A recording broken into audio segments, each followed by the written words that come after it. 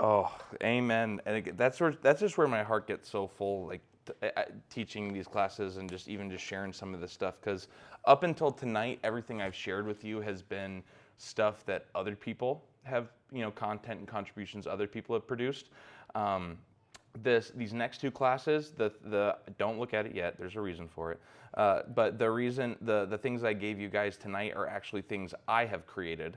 But it's not things that I have just created. Part of why I feel so strongly about these things is because it's been a collective experience. Me knowing a lot of traumatized people, the thing that you're actually going to look at tonight took me, it took way more than 20 minutes to actually get the document prepared, but conceptually and ideologically, I know traumatized people. Did I tell you guys the story about my therapist, anxiety, elephant, okay. So when I first went to therapy, I remember saying, she was asking me about my overall mental health. And I said, well, my wife's the anxious one. I'm not.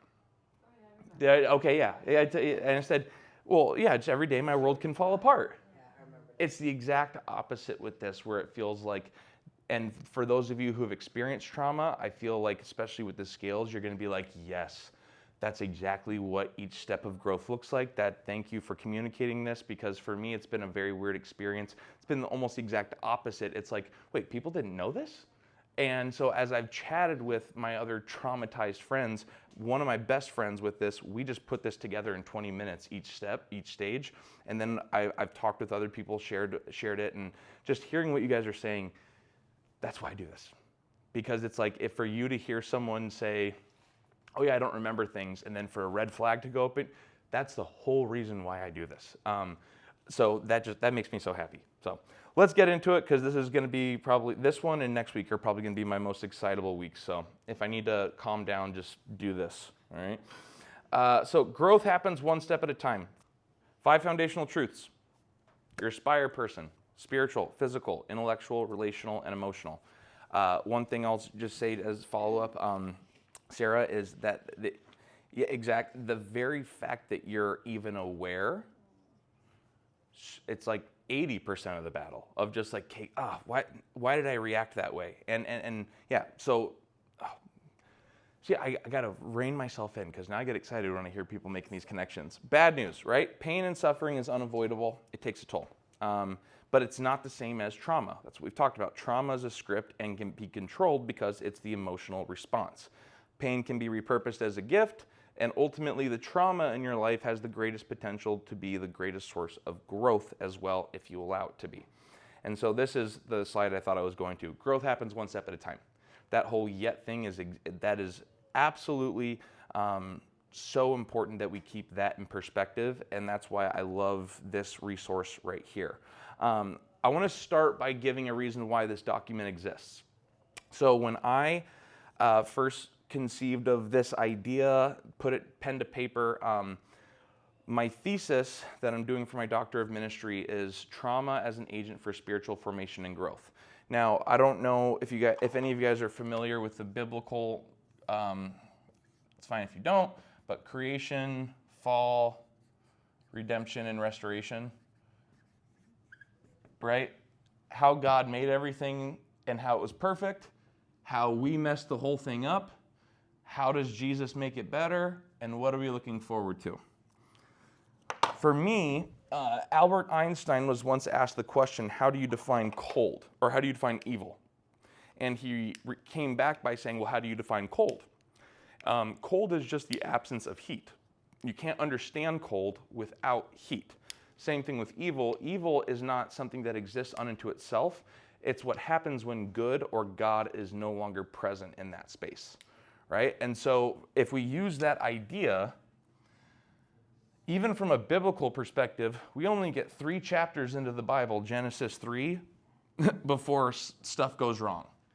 And so if everything is perfect, we can't even conceive of the term or concept of hope without the existence of trauma. What would you need to hope for? Everything's fine. Hope, you only understand hope with the existence of trauma. And so working on that idea, I was, for church people, we love to have these great models and these great ideas for how we reach people for Christ from a strategic standpoint, right? And so this is something that we do with outreach. I'm an outreach pastor.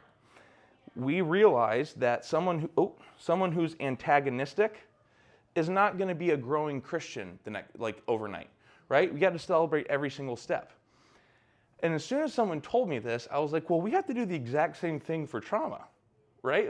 Because here's what ends up happening.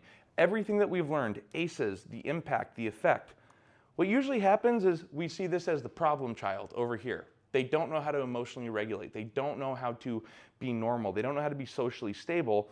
And then we have the healthy person over here. And then the social agreement that we make, whether or not it's explicitly stated, is this person is humble for coming here and expecting this person to get to here overnight, realizing that is an impossible jump to make. It's an impossible jump for you to expect this person to just get to 1 overnight. More than likely what has to happen is the person at 5 needs to come to -5 to meet this person. But we don't operate that way, right? And so I shared this idea with someone, and they said, all right, well, how do you define each step of growth? And this is -5 to 5. The document that you have in front of you, you can turn it over now, is what I call the scales of trauma. I have 2 different versions of it. One is and you'll see a scripture verse at the bottom. One is a Christian worldview one, and I'm actually hoping to do prison chaplaincy ministry here in the next year. And so basically the person said, you need to inmate this language, or you need to dumb it down and get Jesus out of it completely so that we can actually have some sort of beginning stage. So the one that says adjusting to new normal and does not have a scripture reference would be the inmate dumbed down version of it. And then the one that you have the scripture reference is the Christian version of it. So here's what I'm going to do. There's a very particular reason. So if you see that you're going to get a different version, you see how there's a lot of stuff on the sides? I don't want you to get overwhelmed. So I want to take it step by step and explain what do we mean. So what this is it's more of a diagnostic tool, right? And so next week is it's the practical tool. How do you actually put everything we've learned into practice regularly? This is something that helps you start to figure out where do we start, okay? So what you have in front of you is every single stage and step of growth from the moment a traumatic event took place in your life to the moment you feel gratitude for it. Okay, so going from why did this happen to, man, I could not imagine my reality without this event. What does each stage look like? So what we're going to do is we're going to go through each stage, all right? So -10 through -8. -10, the traumatic event just happened, or there is active and ongoing repression. So Crystal, I'm happy that you mentioned something like that, because it's important that we realize that's the worst stage of trauma to be in. Either it just happened or we don't remember that it happened, right? So that's the worst possible stage you can be. The next stage, and I'm going to use a lot of my own personal anecdote, because the 2 stories that I think of as I built this with my friend was my dad being murdered and my daughter coming really early, 11 weeks early, while we were on vacation in Florida. That was a traumatic event, to say the least. And what happened when my daughter was born is you go to survival, fight or flight, overcompensate or isolate, right? So for my wife, she isolated. She stayed in the NICU every single day. Don't talk to me, don't reach out to me. I've got my daughter and me, and that's it. Me, I went, in fact, not only did I go back to work as hard as I possibly could, but we started the Stream Summer Camp here like a month and a half after my daughter was born. So it was just like, this is how I'm going to distract myself, right? Because I'm in survival, fight, or flight mode. The next stage is numb or dissociative, okay? And I'll get back to why this is important later, but we all know that feeling. You're staying in bed, don't want to get out, I'm not talking to anyone, I'm not doing anything, I'm just numb. This is called the emergency stage, all right? And so it's important that we take a second with each one of these stages and say, what does it look like? What does it sound like? And what is noticeable from it? And so at any point, feel free to stop me and ask questions. Trust me, there will be more questions there'll be time for questions at the end as well. And so if I say like, hey, let's wait for that towards the end, don't be upset with me, because this actually might go a little bit quicker than the last couple classes we've had, so there can be more time at the end. But for the emergency stage, the first sign you're going to see is avoidance and denial. Totally and completely avoidance and denial through minimizing. It could be, it's no big deal. I will never, I don't know if I shared this last time, but me doing my EK chaplaincy with the varsity football team, and then being a youth pastor 10 years at primarily to South Christian kids. If someone's brother or dad were seriously injured, like put in a coma or died, there would be a chapel, there would be a GoFundMe, there would be so much community support to come around this person. The second week that I was the chaplain on the football team, some student unexpectedly lost their dad. Another student, another player he was a captain for the team, his dad was in a coma and his brother was killed in a drive-by shooting accidentally while his dad was in a coma. I went and asked people on the team, the coaches, and you know what? They were confused. Like, what are you talking about? Like, Ethan, Caden, like, oh, that's right, that happened. It was just like they completely minimized it. Not out of like trying to disrespect, but like, yeah, same, you know what, different day, right? Like this is what we do. So we can do that. It's no big deal. This is just how the world works. Talked about this the first week, perpetual distraction, right? Solution cycle. We get caught in alcohol, drugs, risky sexual behavior, all those things to just avoid and deny the trauma that's actually taken place. Fight or flight, right? This book, I've got it in my backpack. Fellowship of the Suffering, one of my favorite books. So when people experience trauma at a young age, it can disrupt the signals between the brain, we've talked about that, the different parts of the body. Thus, one of the real injustices of trauma and abuse is that it disables many victims from being able to consistently identify reality and themselves accurately. So someone who's in this stage, one thing that you should not ever expect from them is to define reality properly. Right? This is one of my seminary professors, and now you guys actually know what sympathetic nervous system means, right? Sympathetic nervous system ramps up, parasympathetic comes down. You can't try and reason with someone whose nervous system is stuck in a sympathetically activated fight mode, because in this mode, it's impossible to even connect to the issue or to even be curious about the solution. It's so important that we recognize how severe this is like. And what it sounds like, and people know this, is this isn't my reality. This isn't happening. Total, complete avoidance and denial. Next stage is the react and responsive stage. So we're getting out of the emergency stage, and you'll see why that's important later. But this is, and we're in -7 to -5. Here's where this, I'll come back to it. What I call the assimilation attempt, or you'll see on something else, is adjusting to new normal. It's the first attempt to get out of bed. It's the first attempt to say, all right, I'm going to give it an honest try to figure out my life after this has just happened.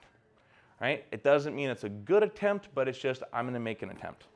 And then usually what happens is there's frustration with it, because it's, well, why don't they understand that this is how I'm feeling? Why don't they understand that this is what I'm... Is no one paying attention to what's going on in my life? Does everyone not realize it's not how it used to be? Right? There's a lot of internal frustration that takes place.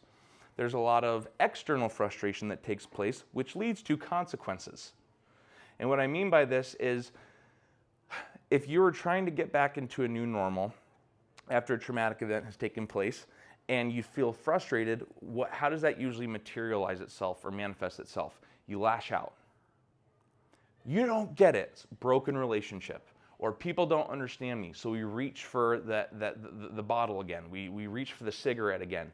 And then there's consequences, which ultimately keep bringing us back down to numb, dissociative, survival, fight, and flight. So once consequences happen, if we take a step up, then it's awareness that trauma is present.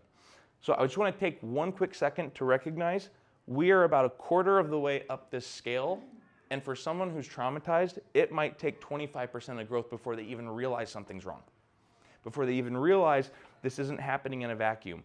It's not just because I'm a bad person that all of these consequences in my life are starting to take place. It's something happened, all right?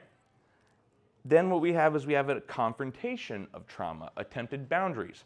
Tina, I'm not picking on you by any stretch of the imagination, but I loved how you talked about Jelly Roll, because what I would have told you is every single day that I go in my cold plunge, I listen to a song from a band called Bring Me the Horizon. No. Oh my goodness, why did I just forget about it? Not Bring Me the Horizon. No, I can't do that. Falling in Reverse. There's a song called Watch the World Burn. And it is this heavy, hardcore metal / really intense rap song. There's curse words in it. I listen to it because at this point in my life, it might affect me a little bit, but I certainly make sure that I compensate in other areas. But when I first was a Christian, guess what my uncle and my aunt, who were, rabid Christians, told me to do? Get rid of all your secular music. Don't ever hang out with these friends again. It's attempted boundaries. I'm not ever going to drink. I'm not going to do this. I'm not going to do that. It's well-intentioned, but sometimes those boundaries aren't really the right boundaries or the healthy boundaries. Right now, it's a good boundary for you. I think I went with those boundaries because I needed to go forward with my addictions. Hey, I needed to get rid of everything, and then I still have music. I still listen to my Jelly Roller once in a while. I just don't. But you know what? But again, this is a step of growth. That's a good thing to be able to say, you know what? Maybe there's some things in my life that is continually causing this, and I have to get them out. So it's attempted, and then better boundaries come later. The aware of the need for change or challenge, right? That, okay, maybe part of the issue is me. Maybe, not it is, but maybe I have something to contribute to this mess. And then we're ready to be challenged. So if I were to come to you and say, I'm starting to see this growth, but I really think you need to do this, you would not all of a sudden go back to the consequences, right? You wouldn't go right back down. It's, okay, you know what? I'm ready to hear that. That is the react response stage. I'm going to take a break right after I explain this to have some follow-up. Anyone say amen to this? Sensitive and completely vulnerable. Because it's the first real look at new normal, which is scary. You're still trying to marry the old normal with the new normal in some way. You still think that those two worlds can exist. And really what is most sensitive is the inner narrative and monologue. It's what am I telling myself? What am I convincing myself of? Because once we get to a new normal, you have to build an entirely new assumptive world like we talked about last week. Okay, is that going to be an easier, or is that going to be a hard process? And do I have the strength to actually move forward and grow from this? Growth is often hidden and inconsistent, all right, which makes it the hardest stage to climb out of. In fact, I would say -7 to -5 is where most people who have never grown out of their trauma live consistently. Because what ends up happening is as soon as they experience a consequence, rather than trying to take the next step up to say, okay, maybe something is fueling this behavior, it's, nope, screw them, I'm a victim, and we go back down to -10. Because what these people just did, in my response, traumatized me again, so I gotta start right back from zero. So most people live right there in that -7 to -5. Which looks like risky, unwise behavior, lifestyle choices as a coping mechanism, and I can't remember, I think it was, Sarah, you said this, heightened awareness of willfully choosing the solution cycle. So it's like, now that I know about this, it's really hard for me to not be aware of it, but sometimes that can actually fuel more frustration. Why can't I grow out of this, right? And so this is, I think, the most sensitive and vulnerable stage by far. Poor mental and physical health, right? What it looks like We talked about this last week, how post-traumatic growth usually precedes improvements in health-related behaviors. So you got to get better internally before you see it externally. So what this usually looks like is anxiety, depression, PTSD, rapid weight gain or loss, overall weakened immune system, sleep disruptions. People who have just gone through a traumatic event, a lot of the times as they're growing out of it, it's not uncommon for them to develop sleep apnea or insomnia. One or the two extreme ends of the pole there. But then there's poor social stability and or awareness. Talked about this of what's the worst type of suffering, right? It's my suffering.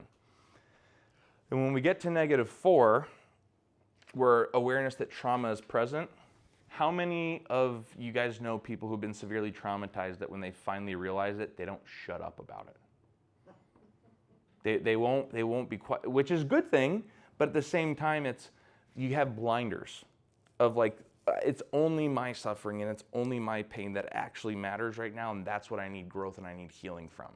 And so that will often look like really poor social stability because it's, hey, how you doing? Oh, I'm not doing good at all. Okay, that's not the conversation I was trying to have with you. I was just trying to be kind, but there is this social stability and awareness that is lacking. It sounds like overall, as we progress each stage, it sounds like a more positive outlook of first saying, how is this my reality? How is this my life? To sort of this, well, I guess this is just always going to be my reality. This is my life now. I just have to accept it. Now we can define reality. Now, so recognize takes about 50% of growth before we can even have a conversation that's based in reality. Right? This is what's actually taking place. And then the next step is a desire for growth, which is different from ready to be challenged because that means you're willing to accept someone else's critical feedback of you, whereas desire for growth is saying, I don't need anyone else's external monologue to convince me or motivate me that I need to grow personally. But it has to start with the desire. The next stage of growth is the commitment and plan for growth. Right? So I'm going to write it down. I'm really going to commit to it.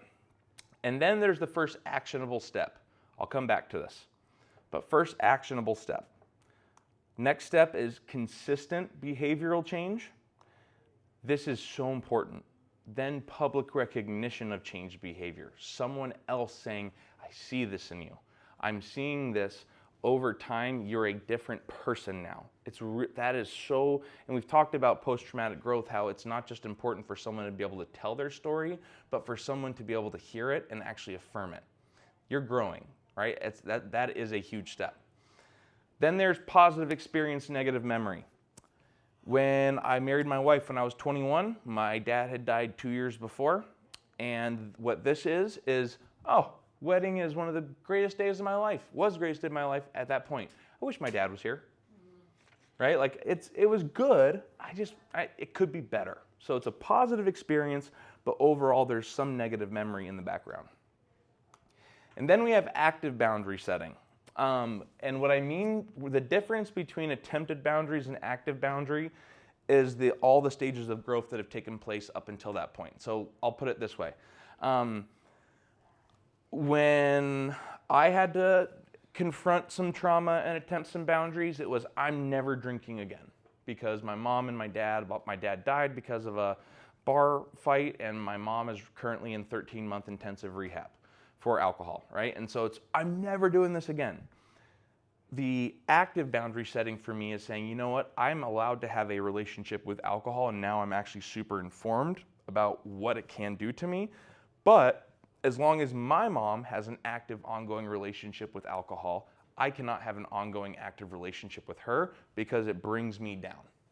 It keeps bringing me down to a place I don't want to be, and so it's like, hey, if I want to eventually get better, I have to be able to say this can't exist anymore.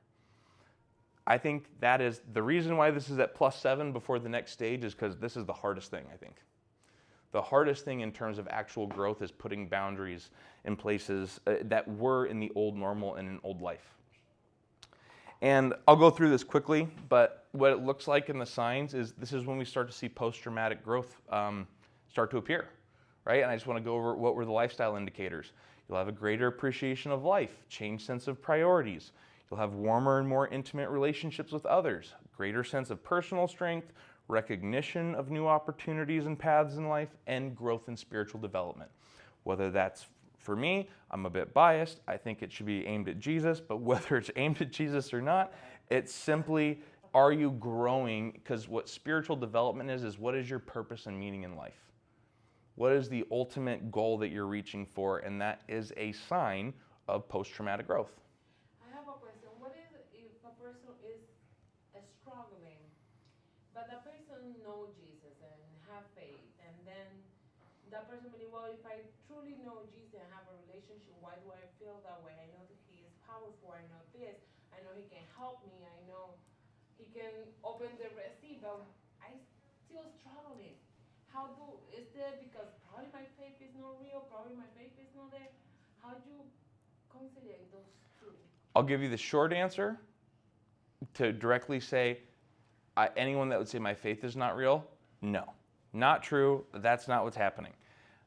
My unfortunate answer is wait till next week, because that's what we're talking about next week. Because the tool that I have to share with you guys next week, its climax, its most important moment is in that thing you just talked about, is what does God have to say about this situation in a way that I'm taking the least charitable and the meanest version of God responding to me, and then what does God actually have to say about this? And so what's really important is we let emotional honesty come in conflict with challenging truths.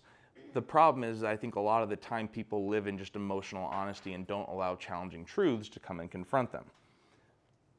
I know what that means. I will tell you, I promise that's the whole point of next week. So come back. Yeah, hey, that's kind of my point, right? And then the behavioral changes in the reflection stage, you'll start to see them become more extroverted, more open. They'll be able to manage distressing emotions, right? To not lose it on your kids, to not lose it on the people that you come in contact with. You'll be able to craft and share your narrative. You'll be able to feel supported. You'll be able to think more clear. You'll be able to be persistent in thinking more clearly. Again, being able to stop the negative ruminating narrative of, well, of course my husband's cheating on me because he's this and that, blah, blah, blah. It's like, well, maybe he just forgot to take the trash out. My wife's not actively against me. Maybe she just had a very usual emotional response to something frustrating I did, and I didn't like how she responded to me, right? Being able to actually take a step back and say, the world's not against me. Again, being able to talk to someone consistently, and then overall wisdom of life. Sometimes this is just how things go. And Janine, I'm not picking on you. In fact, I'm complimenting you. The reason why I'm so appreciative of Janine and just her story, and I'm not telling you to share anything, is there's a lot of wisdom. You shared in the 1 hour conversation we had when I interviewed you at church, tons of wisdom that comes with post-traumatic growth, of being able to look at life through a different lens and say, yeah, this is a bad day, it's not a bad life. Like that music video I shared last time. Here's where it's so important. First actionable step of growth. Look at your chart. How far do we have to go until you can finally see something publicly? And so often what we want to do is get out of it, snap out of it, grow, grow, grow. It takes so much growth before someone can actually say, you know what? I'm going to take the first actionable step of growing out of this pain. And again, defining reality. So often we expect people to live in reality, and then we get frustrated with them, and that's what causes their frustrations with their own new normal or assimilation. And then it sounds like, and this is where it gets better, right? It sounds like a more optimistic, is this always going to be my reality? Like, is this really my life? Versus, well, I guess it will be. I feel like there could be something different. Is this really what it's always going to be like? Or it's going to be sort of this, not nihilistic, but just sort of accepting, like, I guess this is just my future. I guess this is my reality. I guess this is my fate. That's okay with me. It's just, I wish it were different. I wish my dad were still here, but this is my reality now, right? And then we get to the repair stage. Positive memory loss. So, no joke, 3 months ago, is it the 9th? Oh, okay, we're 1 day missing. If it had been the 9th, it would have been 3 months exactly. So my dad was killed on January 9th, 2009, and it was, 15 years since he was killed in January? My wife had to remind me on his death date at like 8:30 p.m. I totally forgot about it. That's a good thing. It's a good thing to forget about those moments. And so I didn't feel guilty about it. It was like, okay, enough time has passed where this does not have to rule my own narrative development, my own storytelling to myself. I totally forgot about it, and that's a good thing. Takes a while. Then there's contentment. I'm fine. Don't need it to be better, don't need it to be worse. And then the final step of growth is genuine gratitude. I know that's hard for some people to maybe think about, but it's like, I am thankful that this happened. What it kind of looks like, the signs, right, is comfortability and confidence. You being able to tell the story of your journey through trauma. Here's what happened to me, the bad, the good, everything in between, but you have this comfortability and confidence with saying, that's what happened. With the new, there's comfortability and confidence with the new normal. You don't try and marry the two anymore. You don't try and hold on to the past. It's okay, we can move forward. But this is the thing for me.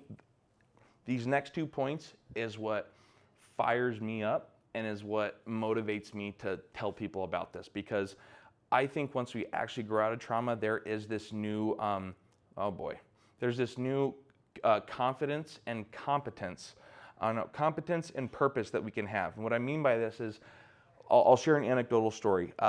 There was a young adult woman at our church who was getting very frustrated because someone kept like basically grabbing her attention and saying, I'm gonna kill myself, I'm gonna kill myself. And I asked her why she was so frustrated with this, and she goes, because I actually did want to kill myself at one point. Like, I was there, and it didn't sound like she was. And I was like, okay, let's talk about it. And so I want to be very careful in that you guys have heard my heart and like how I operate, and I'm a weird, quirky dude anyway. But one of the pieces of advice I gave to her, and I've actually used this with people that I know for a fact it'll work with. If someone says, I'm going to kill myself, and you know for a fact that it's an attention grab, sometimes I'll say, well, then do it. Like, well, no. I'm like, okay, then stop telling me you're going to do it. I know that, but when you know people are actually there, you don't ever say that. And you don't ever give that as a suggestion. But what I said to her was, all right, I want you to be able to trust your gut, because I've never been in a position where I actually was going to pull the trigger, or I was actually going to say, I'm going to end my life. I've had ideations of it when I was younger, but never actually did it. So I got to tell you, through all the stuff I have been through, I don't know what it's like to be at that point. So now you have knowledge in this area. It's like a superpower for you. You know what it sounds like, you know what it feels like, and you know all of the signs. So trust your gut. And then additionally, you're now uniquely equipped to help other people who've been through the same thing. In a way that, and this is what gets me so excited, in a way that other people are not. You have good news to share with someone that says, I've been through this, I've been where you're at, I promise you, it can get better. Having people who don't have a narrative development to see how it can get better, you being someone who's able to show them, it gives so much hope, it gives so much inspiration and so much light and lightness from the weight that's on your shoulders. And again, think about the term gratitude. It's a positive state of being grateful, an overwhelming feeling and appreciation and thankfulness, and the desire to return kindness to others. Right? And so that last sentence is exactly what I'm saying. That's what it looks like. I'm grateful that I went through this because now I can help other people. Now I can help other people not go through this. It sounds like, and this is what growth from a traumatic event looks like. It starts with, nope, not my reality. Not accepting it, totally denying it, to, I cannot imagine my reality without this. What would life look like had I not had this experience? And I'll tell you what right now, when I think about like my dad's death, and that's why I share these two stories, I would not have met my wife. I would not be in Michigan if my daughter didn't come the way that she came 11 weeks early while we were on vacation in Florida, and me thinking that she was going to die. There'd be so many different parts of who I am as a person, right? It's like, I wouldn't wish it on my worst enemy, but I'd be really bummed if I didn't have that experience to shape who I am today. That's what true growth looks like from a traumatic event. Wish it didn't happen at the moment, but man, am I thankful for it now. That can take years to get there. So if you're not there now, that's okay. All right, so the page that I gave you, there's wound and care, okay? So I use this material and this content as well to help train ministry workers or just different nonprofit organizational workers. And I say what we need to do, and this is why the scales is important. We first need to identify the severity of the wound. How bad is it? And once we know how bad the wound is, then we can apply the appropriate care. Okay? And so if we look at this, right, you've got the wound side, and in that emergency stage, it's an amputation. You just lost a limb, you're bleeding out, right? And then when we get into the react responsive stage, it's a deep wound, might be a laceration, but it's not something that's life-threatening, but it's noticeable when you see it. You're like, ooh, what happened to your eye? You know, it's one of those things where it's like something bad happened to you, I just don't know exactly what it was. When we get into the reflection stage, it's not something that can be seen per se, like as noticeable, but it is a scab. It's a light wound. It's even as you look at my fingers, like you can see, you know, I'm a picker, I'm a biter, and so I've got scabs and light wounds, but there are definitely times when I do a little bit more damage where you can see a lot more, right? And I love the transition from scab and light wound to scar because it reminds me of my wife. When we first got married, you'll see why. When we first got married, she had a really aggressive thyroid cancer scar, like real aggressive one, real bright, and she was so insecure about it in our engagement photos, in our wedding photos, and she was trying to find someone to like say like, hey, you need to, you know, make sure that, or we need to touch this up. And I was like, are you freaking kidding me? Like, no, like that's who you are. That's why like, I knew you when you had cancer. Like I chose you even though you had cancer. So please keep that on. But what's so cool, and someone just brought this to my attention, you can't notice my wife's scar anymore. You want to know something about scars? You know when a wound's finally healed? Is when the scar matches your skin tone. Biologically and literally, it's when the scar matches your skin tone. That's when you know it's fully healed. You can't see my wife's scar anymore because it matches her skin tone. Enough time has passed to where it's actually healed. And so it's the same thing with this stuff where it's like, oh yeah, you guys, when I first, like for instance, for those of you that have been here since week 1, did you even think for a second that I was gonna, like when I shared the Johnny example, like, oh yeah, let me tell you about Johnny. I'm like, yep, that's my story. Like, no, because it's you can see it in different ways. Like I talk too much and I'm eccentric and I'm a little crazy, but outside of that, you don't see me, like I can talk about it very openly and confidently because they're scars for me now. They're not deep wounds, they're not lacerations, they're not anything like that. Here's what gets important, is when we think about care. I'm gonna go through all 4 of them quickly because then this is where we get to the meat of our conversation. If it's an amputation, you need surgery, you need a tourniquet. You need to stop everything that you're doing, shut up, and tend to the wound immediately before they bleed out. But in a deep wound, and remember, where this is super important is when you're dealing with people like this, if you know they're at -10, -9, or -8, as soon as they get to -7, it's like waking up from surgery after you've just been knocked out. You don't want to tell them to do jumping jacks. It's like, oh, are you okay? You okay? Okay. If you've ever been around someone who's come out of being knocked out from surgery, that's how you should see them emotionally. It's like we're not going to ask them to do anything that they could normally do, let alone something that we want to see them do that they're not capable of. But the next sort of care is gauze and stitches, right? It's not as serious, but still it requires a lot of care. You need to make sure that, you know, there's not going to be infection, there's not going to be things that come later in the future. And then when we get into the reflection stage, just the bandages. And I want to say when we get into the reflection to repair, remember, be careful removing bandages. Just because they might look healed, If you rip it too quickly or if you rip it the wrong way, you might open something up again. So it's not like a, hey, don't do this. It's just remember, like no one likes taking Band-Aids off. That's why the phrase exists. And then when we get into the care, this is all preventative, right? Oh, so the question you asked, this is for me, like, in terms of practical use, if every single church could understand what I'm about to say, pastor, ministry worker, I think we would have a lot more positive feelings about the church as a whole. Is because here's where the problem takes place, is when we try and use bandages to fix an amputation. Is when we say, oh, well, you know what? Someone's here, you just need to grow. Do something, get out of bed, commit to something, make a plan, and then we wonder why they bleed out. But additionally, this can be a problem too. You don't go poking at scars with needles that you use for stitches, because sometimes, guess what? If we've grown out of it, sometimes we just don't need to talk about it anymore. It's okay. So it's all about applying the right care to the severity of the wound.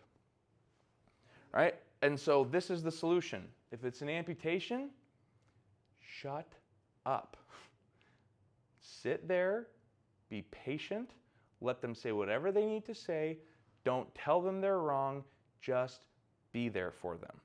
Because guess what? I showed you that quote from Chuck DeGroat about the sympathetic nervous system. Nothing you say, do, will make any single difference.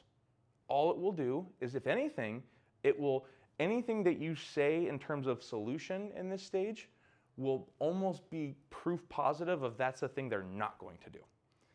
It's going to be, I'm going to go the exact opposite route because you told me to do it while I have an amputation. You're not seeing that I have an amputation. You think I have a scab or a light wound, but it's way more serious than that.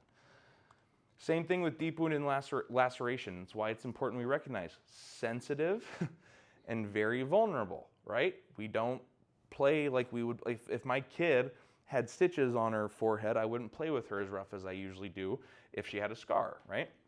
So that's the solution. We make sure we apply the right care to the severity of the wound. And I want to go back to Job because we used this last week. I love the fact that Job's story is basically a case study in how we handle the suffering of others, because when pain and suffering destroyed Job's life, his friends did the right thing and shut up for 7 days. They didn't say a word to him. They sat there in silence and just let it be. The problem started when they opened their mouths and tried to fix their problem before the right grieving period was over. Who do we blame? Who's to blame? What's to blame, right? They tried to put bandages on the amputation and wondering why he was bleeding out, why he was having negative reactions. And I love this in that same book that I quoted earlier. In Job's time of crisis, his immediate need was not for the solution to his problems, but solidarity amidst his suffering. Just needed someone to be there with him.